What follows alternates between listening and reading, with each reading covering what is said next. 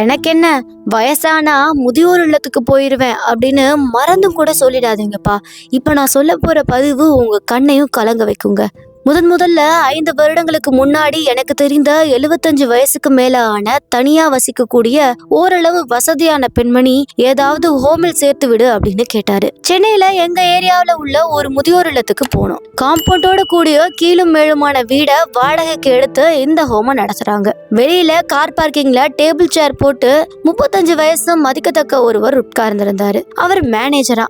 என்னிடம் முழு விவரமும் கேட்டாரு. அங்க இருக்கக்கூடிய நோட்ல போன் நம்பரோட சேர்த்து இங்க வந்ததுக்கான நோக்கமும் எழுத சொன்னாரு. பிறகு உள்ளே கூட்டி சென்றார். ஒரு பெரிய ஹால்ல அதுல சிங்கிள் கட்டில் 4 போடப்பட்டிருந்துச்சு. 10x12 அளவு பெட்ரூம்ல 3 கட்டில் போட்டிருந்தாங்க. நடுவுல உள்ள ஹால்ல சாப்பிடுற டேபிள் இருந்துச்சு. கீழ்தளம் முழுவதும் ஆண்களுக்குன்னு ஒதுக்கப்பட்டிருந்துச்சு. வயதானவர்கள் அந்த ஹால்ல உட்கார்ந்து டிவி பார்த்து கொண்டிருந்தாங்க.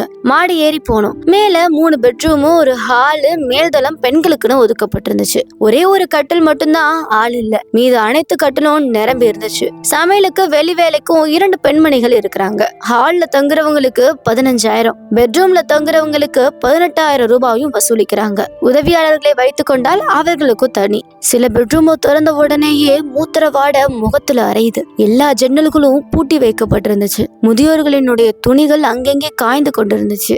அந்த ஈர வாடையும் சேர்ந்து ஒரு விதமான புழுக்கம் அந்த வீட்டிற்குள் சுத்தி சுத்தி வருகிறது. சில இல்லங்களில் சாப்பிட்டும் இருக்கிறேன். காய்ந்து போன தோசையும் உலர்ந்த இட்லியும் தொண்டையில இறங்க மறுக்கும் சாம்பாருமா ஒரே குறிப்பிட்ட நேரத்துல உணவு வைக்கப்பட்டு விடுது. நிறைய பேர் முழு நினைவுடன் அதிகம் நடமாட்டம் இல்லாமல் இருக்கிறார்கள். கை நிறைய காசு வச்சிருக்காங்க. உடம்புல தெம்பு இல்ல. மன நிறைய வருத்தங்களும் இருக்கு. தொண்டை அடைக்கிற அளவுக்கு துக்கம் இருக்கு. கடந்து வந்த வாழ்க்கையை நினைச்சு ஏக்கம் இருக்கு. ரொம்ப கொடுமையா இருக்கும். இந்த முதியோர்கள் கிட்ட பேசும்போது அவங்களால தன் குழந்தைகளை விட்டு கொடுக்கவும் முடியாம, இப்ப இருக்கிற நிலைமையை ஏத்துக்கவும் முடியாம மரணத்தை மட்டுமே எதிர்நோக்கி காத்துக்கிட்டு இருக்க மாதிரி தெரிஞ்சிச்சு. பிள்ளைகள் இருக்கும் பொழுது பெற்றோர்கள் அனாதைகள் போல வாழ்வது எவ்வளவு பெரிய அநியாயம். இது கொஞ்சம் கடுமையான வார்த்தை தான், வேற வழி இல்ல. கசப்பான நிஜம் இதுதான். வாழ்தல் எவ்வளவு வரமோ அதை விட அமைதியான ஏக்கம் இல்லாத மரணம், அதுவும் ஒரு கொடுப்பனை தான். இதுல இருக்கக்கூடிய முதியோர்களுடைய பிள்ளைகள் பெரும்பாலானவர்கள் வெளிநாட்டுல தான் இருக்காங்க. சிலர் உள்ளூர்ல இருக்கும் அவர்கள் பிள்ளைகளே இங்கேயே சேர்த்து விட்டு போயிடுறாங்க. பெத்தவங்களுக்கு ஒரு வாய் சோறு கொடுக்க மனமில்லாத பிள்ளைகள் தமிழ்நாட்டுல நிறைஞ்சிட்டாங்களோ. முதியோர் இல்லங்கள் எல்லாம் எப்படி நிறைஞ்சு போய் கிடக்குது அப்படின்னு வேதனையா இருக்கும். அதற்கு பிறகு நிறைய இந்த மாதிரி முதியோர் இல்லங்கள், சில முதியோர்களுக்காக கட்டப்பட்ட வீடுகள்னு இப்ப சென்னையில பரவலா கட்டி விட்டு கொண்டிருக்கிறார்கள். அவர்களெல்லாம் கார் அனுப்பியே கூப்பிடுவார்கள். போய் பார்த்திருக்கிறேன். இதுவும் ஒரு வகை வியாபாரம் தான். பணத்துடன் தனியாக இருக்கக்கூடிய முதியோர்களை குறிவைத்து மிக பெரும் வியாபாரம் நடந்து கொண்டிருக்கிறது. முதியோர் இல்லங்களாகவும் சீனியர் சிட்டிசன் கம்யூனிட்டி ஹோம்களாகவும் முதியோர்கள் பயம் சிலரால் இப்போது பணமாக்கப்பட்டு கொண்டிருக்கிறது. ஓரளவு பரவாயில்லை என்ற அளவு சில முதியோர் இல்லங்களும் இருக்குது. அங்க இருக்கக்கூடிய மக்கள் ஒருவருக்கொருவர் உதவியாகவும் ஆறுதலாகவும் இருப்பதை பார்க்கிறேன்.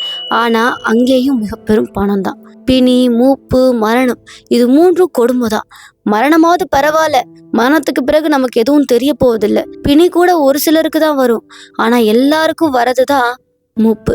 சித்தார்த்தரா இருந்தவரு புத்தரா ஏன் மாறினாரு?